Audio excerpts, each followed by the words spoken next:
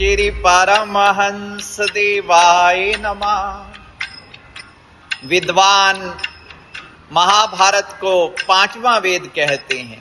चार वेद तो सीधे सीधे निर्देश करते हैं क्या करने योग्य है, क्या करने योग्य नहीं है, परंतु महाभारत निषेध करता है कि जो आचरण महाभारत के पात्र भीष्म पितामह, कर्ण, द्रोणाचार्य इत्यादि महान भावों ने किया, उनका अनुकरण करना उचित नहीं है।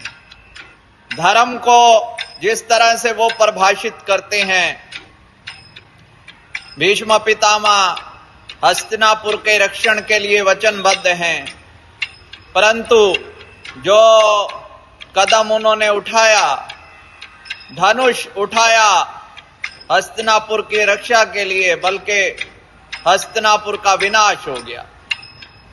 उन्हें चाहिए था कि कान से पकड़ के दुर्योधन को सीधा करते। द्रोणाचार्य भाई राज्य का अन्न खाया है तो राज्य की सुरक्षा के लिए उस पक्ष से लड़ेंगे, उस पक्ष की ओर से लड़ेंगे, पर ये नहीं देख रहे कि उनके समर्थन से दुर्योधन और बिगड़ रहा है। कर्ण है, मित्रता निभा रहे हैं, पर मित्र की वास्तविक भलाई किसमें है ये नहीं सोच रहे। द्रोणाचार्य ने एकलव्य का अंगूठा कटवा लिया। भगवान ने कहा तुम अंगूठा कटवाते हो तो श्री बर्बरीक का शीश कटवा लिया। संभावना थी कि कहीं ये कौरवों के पक्ष से युद्ध ना करे। तो भगवान जो मार्गदर्शन करते हैं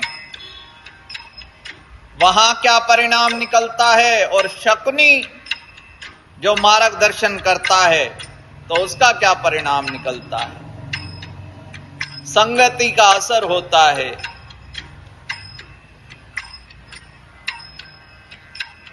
बहुत ज्यादा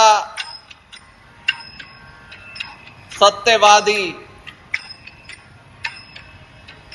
आदर्शवादी युधिष्ठिर भाई, मां ने कहा जो भिक्षा में लाए है पांचों बांट लो। अरे भाई, अगर कह दिया तो क्या ये लकीर के फकीर बन के बैठ गए, कितनी हानि उठानी पड़ी। परंतु उनकी एक विशेषता पांडवों की उनको उबार गई कि उन्होंने भगवान का आश्रय लिया, भगवान की संगति में उनका कल्याण हो गया। इसीलिए मार्गदर्शक की बहुत महिमा गाई गई है, और वो भी समय के मार्गदर्शक की। अब भगवान ने उस समय में जो जो आज्ञा दी, परिस्थिति अनुसार युधिष्ठिर को कहा कि असत्य भाषण कर दो कि अश्वत्थामा मारा गया है, तो उसका यह अर्थ नहीं कि वो हमेशा के लिए ही आज्ञा हो गई उनकी। गीता में भी अनेक प्रकार से समझाया गया है, परंतु युग का मार्गदर्शक, आज का मार्गदर्शक, आज का अध्यापक हमें निर्देश कर सकता है। भगवान ने कहा अनुकरण मेरा भी ना करो, परंतु जो मैं कहता हूं वो करो। भगवान का अनुकरण कोई कैसे कर सकता है। भगवान जो फरमाते हैं उस पर चलना है, लकीर के फकीर नहीं बनना। उस काल में भगवान ने जो कहा था। एक पादरी आए एक विद्यालय में, बच्चों को समझाया कि सेवा करनी चाहिए। सेवा कैसे की जाए, भूखे को भोजन करवा दो, निसहाय निर्बल की सहायता करो। 15 दिन बाद आए, कक्षा में पूछा भाई किस किसने सेवा की। 3 बच्चों ने हाथ खड़े किए। हाँ भाई, पहले से पूछा क्या किया। एक बूढ़ी माता थी, उसको सड़क के दूसरी तरफ ले गए, पार करवाया, रास्ता ट्रैफिक था। दूसरे बच्चे ने भी यही बात बताई कि मैंने बूढ़ी माता का ऐसे हाथ थाम कर उनको सड़क पार पहुंचाया। तीसरे ने भी, पादरी हैरान, भाई 3 लोगों को 3 माताएं मिली थी क्या? उन्होंने कहा माता तो एक ही थी, बूढ़ी माता थी, वो उस पार जाना ही नहीं चाहती थी, पर सेवा तो करनी थी, आपकी आज्ञा माननी थी। जबरदस्ती उसको उठा के दूसरी तरफ पहुंचाया, भाई पुण्य कमाना था। तो ये लकीर के फकीर वाली बातें। श्री परमहंस भगवान जी टेरी में विराजमान थे, वहां ठंड बहुत पड़ती है, भक्त लोग गुलाब जल छिड़क रहे हैं, भगवान जी को ठंड लग रही थी। भगवान जी सेवकों का विरोध नहीं करते थे, बस कोई कथा सुना के समझाने की कोशिश करते।